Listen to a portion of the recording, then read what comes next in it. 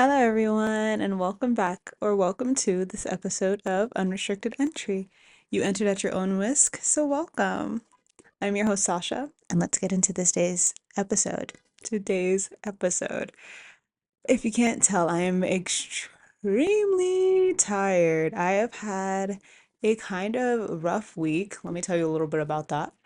Um, so I am a theater major in college, and for my major, it's a requirement to be in a class so you can get hands-on experience. Whoa, what just happened? So you can get hands-on experience with certain things that have to do with being a theater major. Like, even though your focus is acting, they still want you to get experience in like wardrobe or light, or they just want you to get like, experience in the crew aspect of it. And for one of my classes, one of the requirements is to be a crew member for a play that is put on at the school. I was wardrobe for one of the plays, and there was a lot of controversy with the play. Someone didn't get the rights for it, so they did another show. They did a cabaret, um, and I was wardrobe for it. And the rehearsals and everything was like 1 week, and usually it's 2 weeks. And thank God it was only 1 week. Because I have my schedule this semester for classes is so terrible. So there was days where I was on campus for maybe 12 to 13 to 14 hours. I was on campus the whole day. I had gone up early that morning. I left school at around like 10, nearly 11 o'clock. I was getting home at around midnight, and it was just really messing up my schedule. Um, like my sleep schedule, my eating schedule, like everything was just, I didn't realize how much of a schedule and routine I had until it was disrupted. I was so bloated. I'm still kind of bloated. Like I'm still dealing with the after effects. This just ended like yesterday. I was bloated from like eating so late when I got home and basically just snacking throughout all of it. It was only 4 hours, 4 to 6 hours, but like it was so late at night, and like it was just a lot of sitting there really doing nothing. I was wardrobe, but everyone brought in their own costumes. I wasn't really needed. I was just labeling stuff. I maybe taped a mic on once or twice. There wasn't really much for us to do. Um, my friend was a stagehand, and she moved a mic once or twice within the whole like hour production, hour, 2 hour production. So we weren't really necessary, but honestly, I can't complain. I have to take the good with the bad, because if this was a real full production like it was going to be, this would have been 2 weeks with like 10-hour days, and I would have wanted to shoot myself in the foot, because I enjoy being a theater major for the most part, but maybe it doesn't sound like it. I do enjoy acting and, knowing more about that. But me personally, this may be an unpopular opinion, and a lot of theater majors may really disagree with me. I don't like plays. I've never been a big play person. I've been in plays, I've watched plays, and a lot of like actors are like theater nerds or theater kids, and a lot aren't. Like they just like was like, "Oh, I want to be an actor," and like I want to get into film acting and stuff like that. And everyone's like, "Oh, when you're an actor, um you have to some actors, like the good ones, like the greats, they go back to Broadway so they could learn their roots." Um I don't know if that'll be me in the future, just because I find plays to be too stressful, and I'm not that much of a theater person. Like I love theater. Like it's kind of, I don't know, maybe I'm not explaining myself well. Like I really like theater. I love being in plays. I like the community that it brings. Um, but I'm also just not a big play person. I don't like being in them. Doing something for weeks straight is too much for me. Doing a whole play for weeks, day like after the second or third showing, I'm done. Cut the cameras, close the curtains. I'm tired enough. You know what I mean? Like, but that's I like prefer film because I just feel like I capture well on camera. I like being in front of a camera.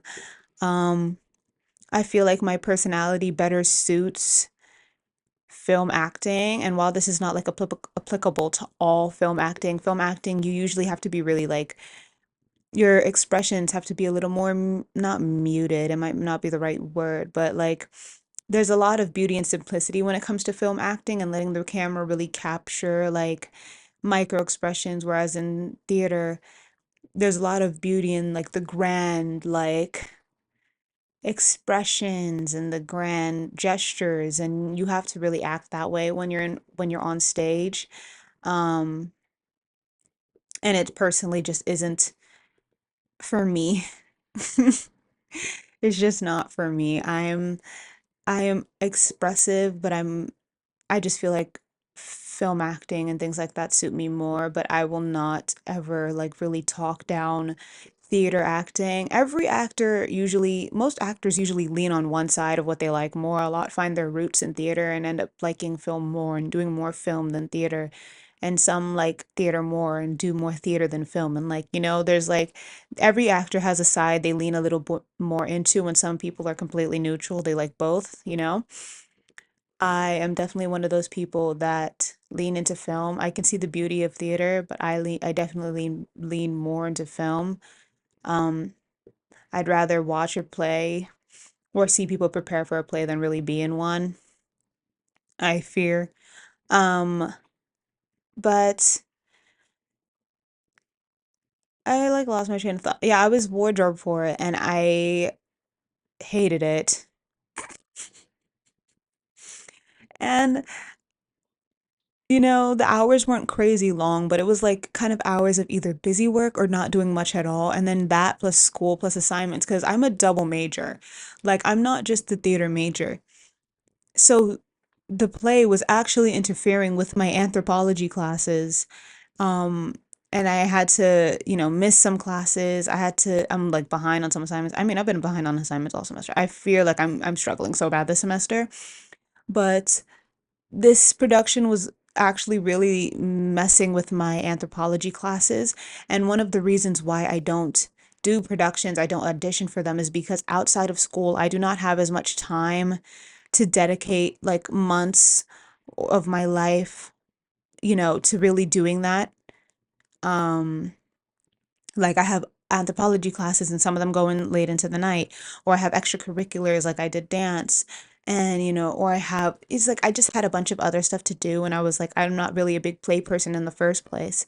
So taking time to do that, even though it's so good, taking time to do that, even though I know that like it's just gonna stress me out, um, it wasn't really for me. I really wish that like acting for film and TV and theater acting and stuff like that were separate majors because I would love to learn how to like direct a camera and stuff like that. But instead I'm learning how to direct plays and I think that it's still great. I'm in a directing class and I'm having a lot of fun. I think directing is really fun and I honestly might get more into it as time goes on.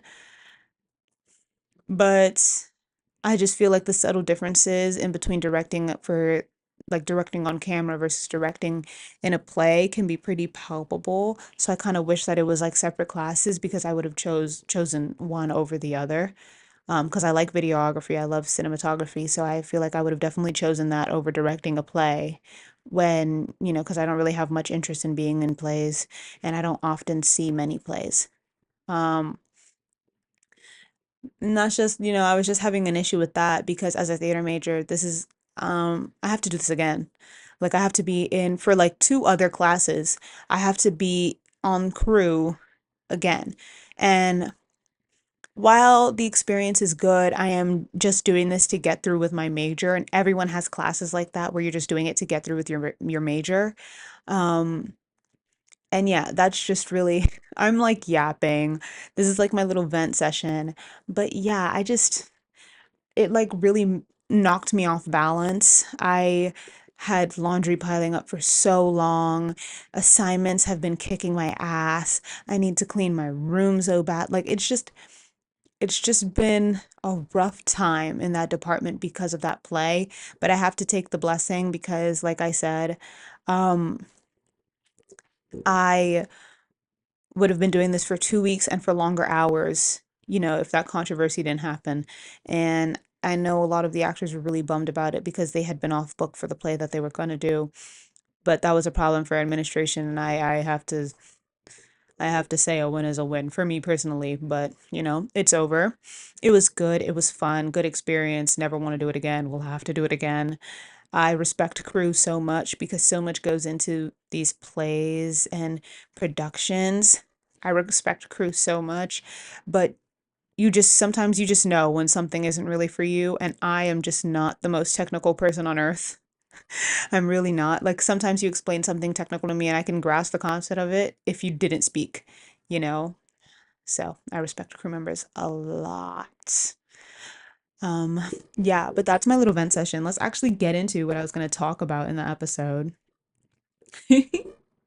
So, here's what I have. Book annotating.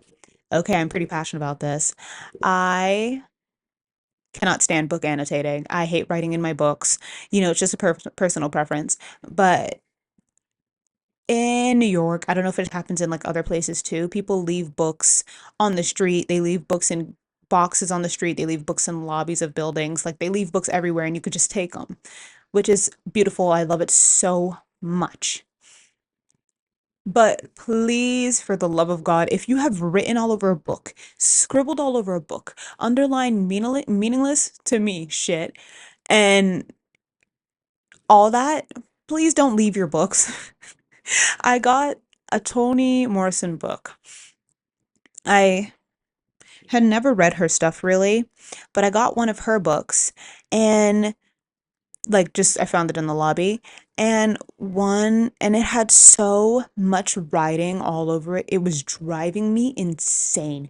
First of all, I can't stand knowing that I'm not having organic thoughts because I'm reading somebody else's thoughts all over the page. I'm reading things you underlined. Um, so like I don't even know if this sentence is important to me or is it just important because you underlined it. I hate it. But also like I don't like doing it myself personally because if I reread the book and I discover new things, I feel like I can't really go into depth about the things in my mind because my old thoughts are written all over the page. I've tried book owner annotating. I've also tried just underlining certain things in my book. And I just hate it because, first of all, I just feel like it makes the book look so ugly. And I know it gives the book so much personality, but I hate it. I hate seeing all writing all over a good, nice book. Like, I'm not saying I want my books to be pristine. A well-worn in book is a well-worn in book, period. But like, I don't like it personally. It's just a personal thing. But also, y'all be annotating books and just writing bullshit. Like I fear I'm seeing videos on people being like how I annotate my books and it's like sticky notes. First of all, you do not need 50 million sticky notes on a page. Like that is just like 50 million different colored sticky notes on a page. Like I don't even understand. Like you have keys and stuff like that. That's great, but like what does what mean? Like and then this girl, she annotates in her books and she literally just writes little commentaries and it's like, "Oh my God, spicy." Or cool. I saw a girl literally circle a character's name in the secret history. Underlined nothing else, said nothing else, just circled bunny. Like what did that do? I'm not gonna try and understand different people's thought process as much as I can try. I will probably fail, but I fear I'm a book annotating hater, but like to each their own. It's just not for me. Yeah. That's just like a little it's just what I was saying. Because I was reading on the train and I really wanted to underline something and I was like, and oh, Oof, I can't stand it. Yeah, book annotating is not for me. Speaking of being on the train, I was on the train the other day, and mind you, it's the middle of October. It's actually almost the end of October. We have like a week left of October. Why was I on the train and someone smelled so nasty, sweaty, gross? So nasty, sweaty, gross. We're in fall. It's cold outside. Like it's not even like freezing, but it's like cold outside. There's a brisk chill in the air. All I should be smelling is vanilla and pumpkin and starry nights. Why am I smelling sweat? It's not even summer anymore. Can y'all wash yourselves? Wash yourselves. Shower tutorial. You take a rag. A lot of y'all do not be using rags. It's unhygienic. So is not showering. It's unhygienic. So is using a single bar of soap and washing all over you. At least you're using soap. At least you're washing yourself. But y'all just be taking bare soap and raw dogging it all over your body. That's gross. That's gross. Get a rag. Because the thing is with rags, when you do laundry, you clean the rag that you use to wash yourself. Oh, also, you replace the rag every week or so. Oh my God, my mind is blown. Hello, shower tutorial. Get the water to a nice temperature. I like my showers hot. Wet your rag. Put your soap on your rag. Emulsify the soap a bit. Top to bottom. Wash your face if you need. Wash your neck. Or don't wash your face. Wash your neck. Wash behind your ears. Go down your arms. Stomach, armpits. Get in the belly button. Okay, make sure you move around. Make sure you twist and turn and join, do all your joints. Get in there. Elbows. Yes, yes. The little area here. Your back, if you can reach. If not, get one of those things that, like, really get in there. Go down. Legs. Make sure you wash your frickin' legs, please. Water running down your legs does not count as washing your legs. Get your legs. Get your butt where you sit on the toilet seat. Lower back. Wash your ass. Wash your ass. With a separate rag, wash the gooch. Wash the cooch. Get in there. Wash your feet. Know where to go. And then, do a little exfoliate, get a little everything shower in there, shave, do whatever else you need to do, wash your face mask, whatever. Make sure you wash yourself. Shower tutorial. There's tutorials. Okay. That was my little other rant. I've been having so many rants, I fear. Anyway. Oh, another thing I had to talk about was being too grown. I said, y'all was in high school talking about cock and balls. Girl, you're 15, go to Build-A-Bear. Let's talk about it. When I was in high school, there's girls my age, like 15 to 16-year-old, literally looking like children, talking about how they did this with this person, how they did this with this 20-year-old, how they did this with this 21-year-old. First of all, who's letting you into these clubs? Put these people in jail. Looking back at pictures of myself when I was 15, 16, I look 15, 16, I look like a child. And I'm gonna look back on pictures of myself right now. I'm gonna look back at this video in like 2 years and be like, Jesus Christ, I look so young. To all my young middle school, high school girls, they know that you're in middle and high school before you even tell them. Trust me, they know. There's only rare occasions when someone doesn't look their age. That is a rare occasion, and majority of the time, it's gonna be a 50-year-old looking 30. It's not gonna be a 15-year-old looking 22. You guys look a little older now in 2024 because you're not going through the awkward phase with your style. Everybody has a pretty developed style because of social media, but you still have a baby face and they can tell. We can tell.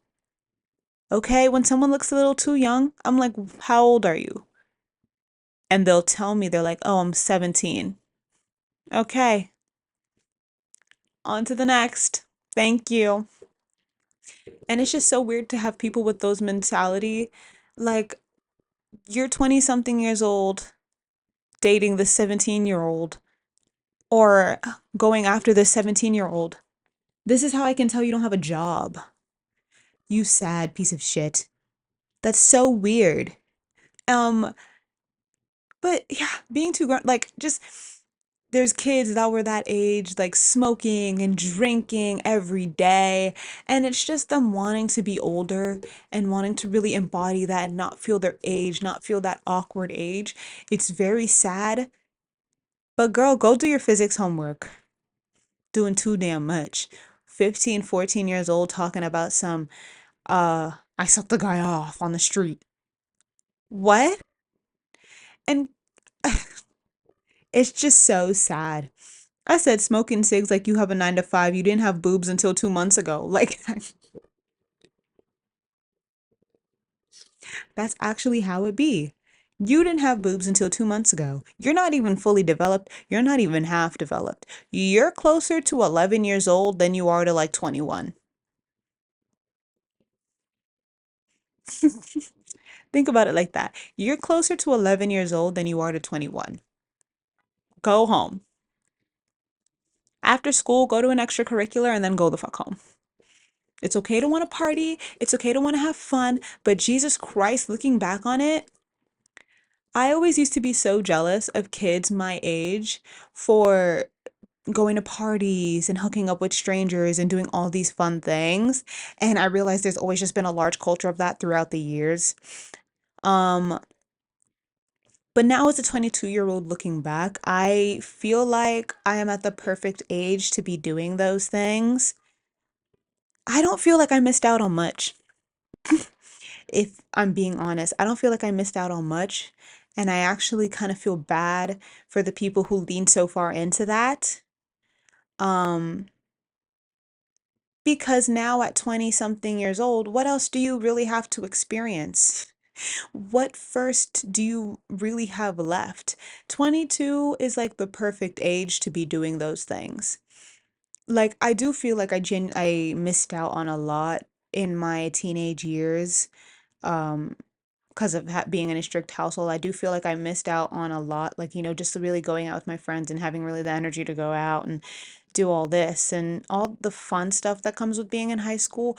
But all that extra stuff that people really leaned into, now is the perfect age to be doing that. And a lot of them have already done it. So you kind of just feel tired and like not every all of them feel tired, but you kind of just feel like, okay, now what? You know? It just they're still probably doing it, but there's not a lot of first now. And I feel like now is the good time to have a lot of first. Just my opinion. Just my opinion. Oh my God.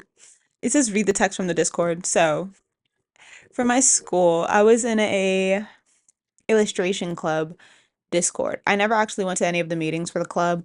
Um, I was just too tired. Like I'm like I'm exhausted this semester. I'm too tired to do actually anything. I feel like I'm on the edge of burnout.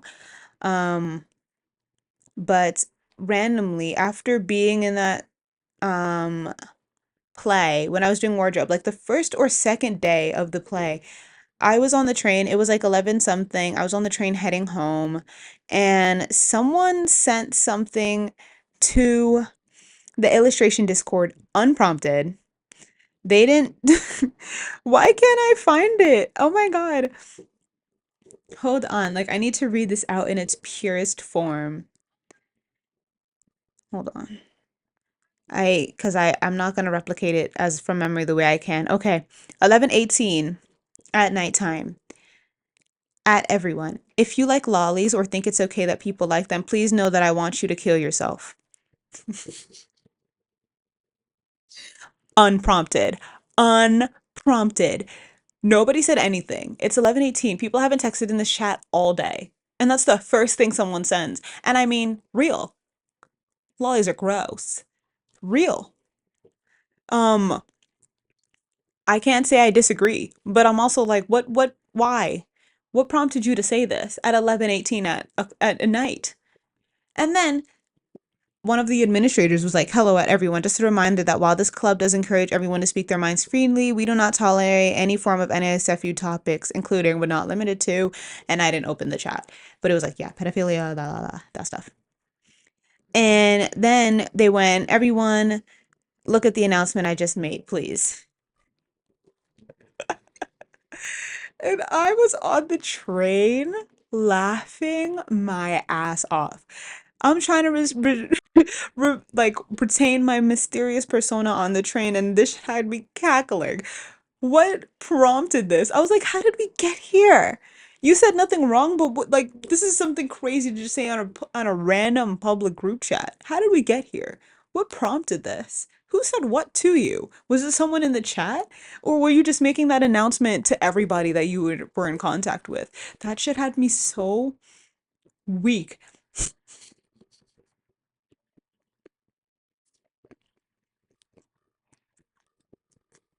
Like even looking back on it now, I wish I could have gotten a video of the look on my face when I saw that chat. I went,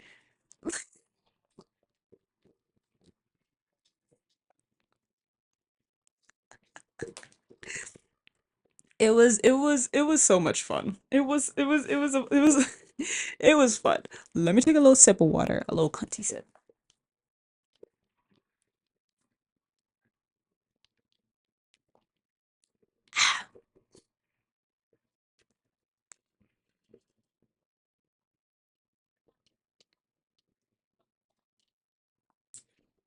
Wait,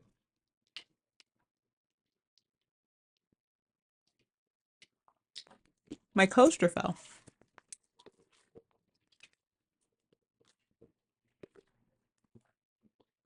That coaster I got in Korea when I ordered like a snack, a Pokemon snack. And it like kind of sucks because it like sticks to every cold drink. All the condensation just makes it stick and then it comes up with the drink. Oh my God. Um, what else did I have to talk about? Oh my God, therapy speech. I'm kind of a therapy speech anti. That's a lie. I'm pretty neutral on it, but I think that it's taking like a kind of dangerous turn, therapy speech. I think that we need to stop using it in everyday conversation because at the end of the day, it is used for therapy. It is used to talk about things that have to do with mental health. And I feel like we're kind of making mental health or like we're making mental health too common. Let me elaborate. I'm trying to find a good way to say it, but let me elaborate. People using trauma just because they don't like something that happens in an everyday experience is therapy speech, and I think that that's how it turns into a bad thing. I hope that came off right. But I read this article, and I'm going to see if I can find it and link it down in the description. But I read this article, and it was talking about using therapy speech with your friends and how it could be very harmful. If you want to end a friendship with someone, be straight with them and tell them how you want to end the friendship. Giving them an HR prompted TikTok TikTok comment section found sentence about how they're bad for your mental health and all this kind of stuff when you just simply don't want to be friends with someone anymore because of whatever reason. Say like unless that person is genuinely like not good for your mental health, say that. You can say that in so many ways that is not, oh, you're actually just like not good for like I'm not in this space to be friends with you.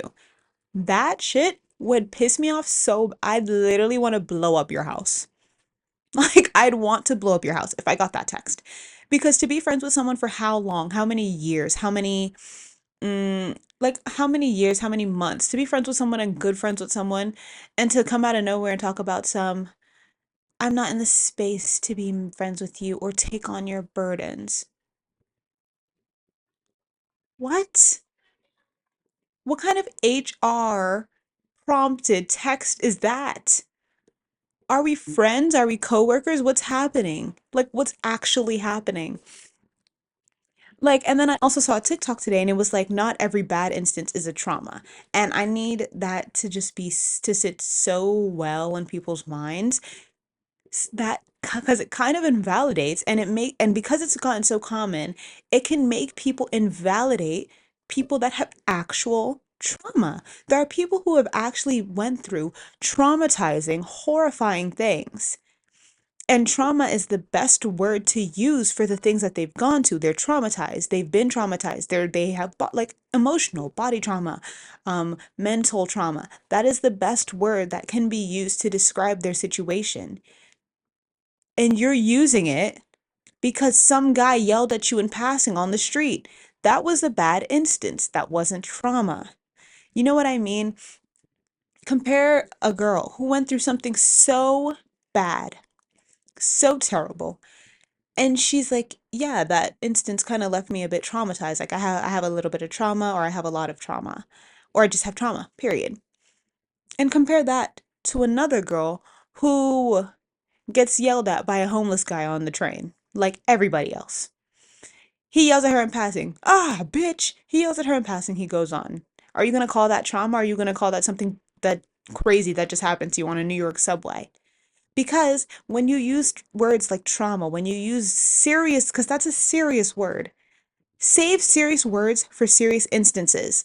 When you use a word like trauma to talk about a simple bad instance, and that gets, because it gets used a lot because of TikTok, when you use something like that to talk about just a regular bad instance, oh my God, this place didn't have my coffee. That's such trauma. I'm traumatized. When you use it in passing like that for a situation that is not as serious as you're trying to make it out to be, it can invalidate people who have actual trauma because using a word so common, because making that word so common can take away from the power of it. You know, use serious words for serious instances.